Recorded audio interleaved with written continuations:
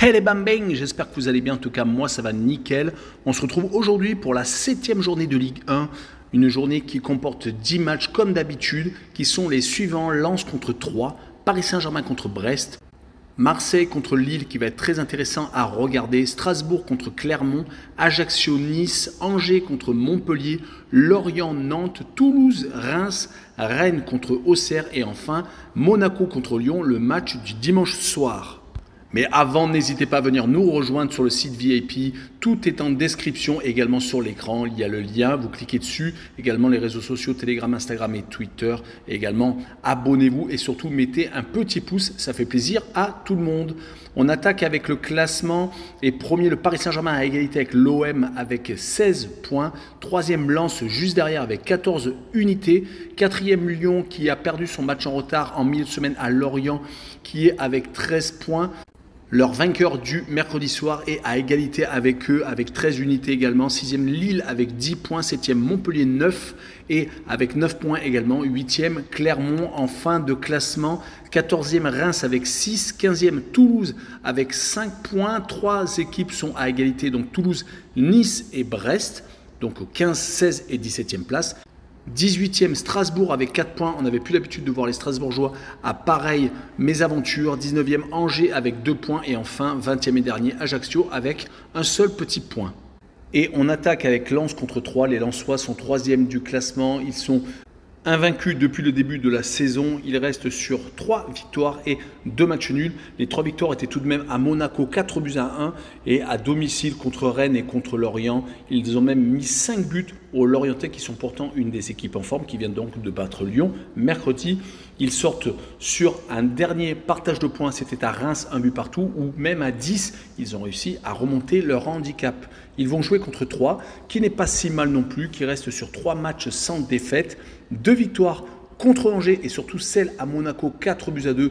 Le match nul contre Rennes confirme qu'ils sont vraiment une équipe très embêtante à jouer. Ils sont actuellement 11e du classement avec 7 petits points. Sur cette rencontre, je vois Lens s'imposer 3-1 et je vois Lens marquer plus de 1,5 but sur le match, une cote à 1,52. On poursuit avec le Paris Saint-Germain contre Brest. Les Parisiens viennent de gagner leur premier match de poule de Ligue des Champions contre la Juventus 2-1. Mais une fois de plus, Mbappé a mis un doublé. Il est vraiment en train de casser tous les records. Il est à la lutte avec Haaland. Ces deux joueurs sont des génies de précocité. En tout cas, les Parisiens vont essayer d'enchaîner une 4e victoire après donc celle de la Juve. Et les deux enregistrés à chaque fois sur le même score, 3-0 à Toulouse et à Nantes. Ils veulent également montrer que l'accident contre Monaco ne se reproduira plus. Ils vont jouer des Brestois qui ont stoppé leur chute après le 7-0 encaissé à domicile contre Montpellier et la défaite 3-1 à Rennes. Ils ont réussi à accrocher le point du match nul contre les Strasbourgeois, 1 but partout. Leur match nul également contre Marseille avait montré qu'ils étaient capables de tout. Donc quand ils jouent les gros, ils sont capables de se mobiliser. Mais attention tout de même car il risque d'y avoir du turnover. La Ligue des Champions revient la semaine prochaine pour les Parisiens. Je crois que c'est mercredi. Et je les vois s'imposer 4-1 tout de même avec peut-être encore un Mbappé en feu, voire un Neymar qui risque de peut-être d'être titulaire cette fois-ci avec le plus de 3,5 buts sur le match, une cote à 1,51. Et on poursuit avec Marseille contre Lille. Les Marseillais occupent la première place actuellement avec les Parisiens avec 5 victoires et un match nul. Le match nul était donc à Brest, on en a parlé un peu plus tôt. Mais les 5 victoires ont été assez intéressantes, même si elles ont été obtenues contre des équipes moins fortes, voire pas en forme, comme par exemple Nice. En tout cas, ils viennent de jouer un match de Ligue des Champions contre Tottenham qu'ils ont perdu 2-0. Prenant un rouge à la 48e et réussissant à résister jusqu'à la 76e et malheureusement Richarlison sur 2 coups de tête les a mis à genoux. Ils auront sans doute de la fatigue mais ils restent tout de même en championnat sur 3 clean sheets consécutifs. Côté lillois, c'est vraiment moyen à domicile, par contre c'est très bon en déplacement. 2 défaites consécutives à la maison contre le Paris Saint-Germain 7-1 et contre Nice 2-1 et à l'extérieur par contre ils se sont imposés 2 fois sur le même score, 3-1 à Ajaccio et à Montpellier. Mais sur cette rencontre, je vois les Lillois s'incliner 2-0 à Marseille avec le retour d'Alexis Sanchez et peut-être de Payet qui risque sans doute de redonner un coup de fouet à l'attaque marseillaise. Et je vois par contre le moins de 3,5 buts sur le match avec une cote à 1,42. On continue avec Strasbourg contre Clermont. Les Strasbourgeois ne sont pas à la même fête que la saison dernière où ils avaient trusté les premières places. Ils ont pour l'instant fait 4 matchs nuls et 2 défaites. Les 2 défaites étaient à Auxerre lors de la 4e journée et lors de la première journée à domicile contre Monaco. Depuis donc 4 partages de points contre Nice, Reims, contre Nantes et contre Brest dernièrement. Côté clermontois, c'est quand même beaucoup mieux. Ils occupent une 8e place avec 9 points. Ça leur fait donc 3 victoires et 3 défaites, s'imposant à l'extérieur à Reims et 2 fois à domicile contre Nice et contre Toulouse. Les défaites contre Lorient, contre Marseille et d'entrée de jeu contre le Paris Saint-Germain sont sans doute anecdotiques, surtout contre les Marseillais et les Parisiens. Mais ils vont essayer de continuer à grappiller des points un peu à droite et à gauche. Mais je les vois s'incliner 1-0 à Strasbourg. Et je vois donc les Alsaciens gagner leur première rencontre. Et je vois le moins de 3 buts sur le match, une cote à 1,51. Et on enchaîne avec Ajaccio contre Nice, 2 équipes en difficulté. Les Ajacciens n'ont pas encore gagné cette saison.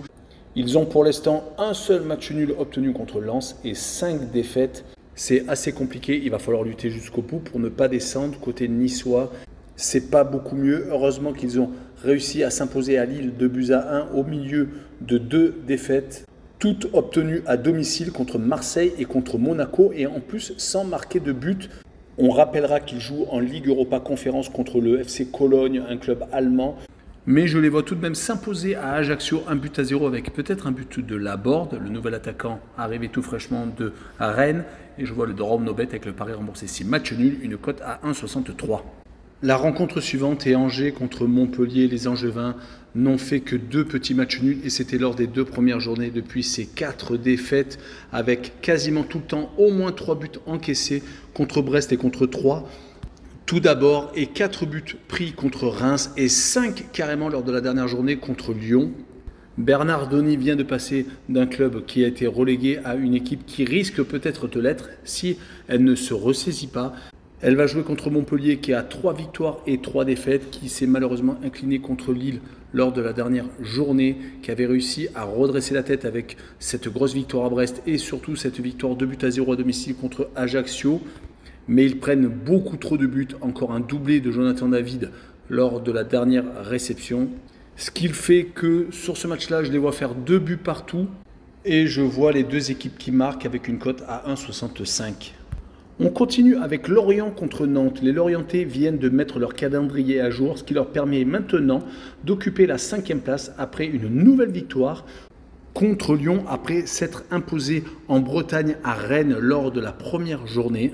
Ils ont pour l'instant 4 succès, 1 nul et 1 défaite. C'était à Lens lors de la 5e journée, 5-2. Leurs adversaires du soir, les Nantais, sont quand même moins bien avec seulement 6 points en 6 rencontres. Une seule petite victoire, c'était contre Toulouse à domicile. Sinon, 3 matchs nuls contre Strasbourg, Lille et à Angers et 2 défaites contre Marseille et surtout contre le Paris Saint-Germain lors de la dernière journée, 3-0. Mais eux aussi jouent un match de Coupe d'Europe ce jour contre l'Olympiakos à domicile. J'ai bien peur qu'ils y laissent beaucoup de force. En tout cas, je vois une victoire de Lorient 2-1 avec les 2 équipes qui marquent, une cote à 1,82. Et on continue avec Toulouse contre Reims. Les Toulousains ont fait un retour en Ligue 1. Malheureusement, ça ne se passe pas aussi bien que prévu, même si les 3 premières rencontres s'étaient soldées par 3 matchs sans défaite, avec une victoire en prime à l'extérieur à 3. Mais malheureusement, 3 défaites consécutives. À Nantes, 3-1, contre Paris, 3-0 et surtout 2-0 à Clermont. C'est peut-être celle qui jette le plus de doutes, surtout qu'ils vont rencontrer Reims qui ne perd plus actuellement depuis 4 rencontres. 3 matchs nuls par contre à chaque fois sur le score de 1 but partout. Strasbourg, Lyon et Lens les ont accrochés, ou alors on peut dire qu'ils ont récupéré 1 point contre ces équipes qui sont toujours compliquées à jouer et une victoire 4-2 à Angers où actuellement tout le monde réussit à y prendre des points, mais il faut tout de même le faire. Sur cette rencontre, je vois bien le match nul 1 but partout. Avec le home no bet et le match nul remboursé, 6 victoires de Toulouse à domicile avec une cote à 1,90. On passe à l'avant-dernière rencontre, Rennes contre Auxerre. Les Rennais ont un match de Coupe d'Europe en Chypre à Larnaca. Un gros déplacement où il va falloir se reposer en revenant car les Auxerrois vont se présenter chez eux. Les hommes de Genesio n'ont pas les résultats escomptés en ce moment avec seulement 2 victoires à domicile contre Ajaccio et contre Brest. Sinon, c'est tout de même 2 défaites à Lens et lors de la première journée contre Lorient et 2 matchs nuls. En déplacement à Monaco et surtout le match nul contre 3 où ils étaient à 11 contre 10. Toute la deuxième mi-temps, mais il va falloir s'imposer contre un des promus qui de son côté vient d'accuser 2 défaites consécutives, mais c'était tout de même à Lyon 2-1 et contre Marseille 2-0 où ils n'ont pu rien faire. On se rappelle de leurs 2 victoires consécutives à Montpellier contre Strasbourg qui avaient lancé leur saison. Mais sur cette rencontre, je vois tout de même Rennes gagner 2-1 à la maison et je verrai le plus de 2 buts sur le match, une cote à 1,43.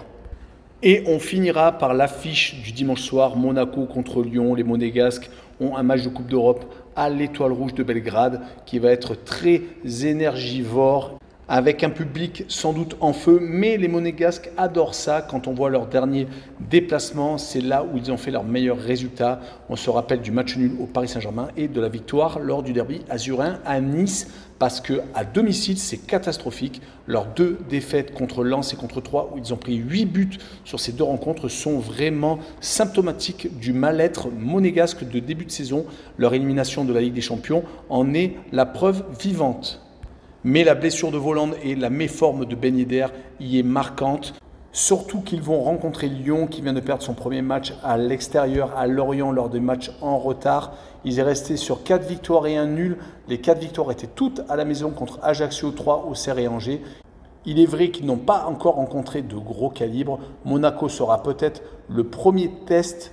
Et je vois les Rodaniens profiter de la fatigue déjà du déplacement en Serbie et également de la méforme des Monégasques chez eux. Et je les vois s'imposer 2-1 sur le Rocher, avec une double chance N2 avec une cote à 1,57. Voilà, on en a fini avec cette Ligue 1. N'hésitez pas à aller en description, il y a énormément de liens à aller voir. Comme d'habitude, le VIP, les réseaux sociaux et surtout les sites Passion Sportive et BetWinner. Et surtout, abonnez-vous et le petit pouce qui va bien. Ciao les bambins!